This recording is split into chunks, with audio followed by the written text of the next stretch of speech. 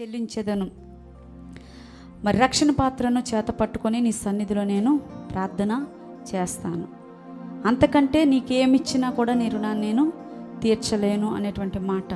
మరి కొంతమంది కానుకల ద్వారానో వెండి బంగారముల ద్వారానో మరి దేవుణ్ణి సంతోషపెడుతున్నాము అని అనుకుంటారు. కానీ మన హృదయం ఇవ్వకుండా ఆయనకి ఎంత విలువైనవి అని ఈ లోకం ఎంచేటటువంటి వాటిని ఇచ్చినా కూడా వాటి ద్వారా దేవుడు సంతోషించేవాడు కాదు. కనుక మన హృదయాన్ని ఇచ్చి ప్రభుని గణపరిచినప్పుడు ప్రభు మన యొక్క స్తుతిని అంగీకరిస్తాడు. మరి మన ఎడల ఆయనకున్నటువంటి ఉద్దేశాలు ఉన్నతమైనవి. అడుగు వాటన్నిటికంటేను ఊహించు వాటన్నిటికంటేను అత్యధికంగా చేయగలిగినటువంటి శక్తి కలిగిన దేవుణ్ణి మనం కలిగి ఉన్నాం. కనుక మన ఊహకు మించిన కార్యాలు మన ఎడల ఆయన చేయబోతున్నాడంట.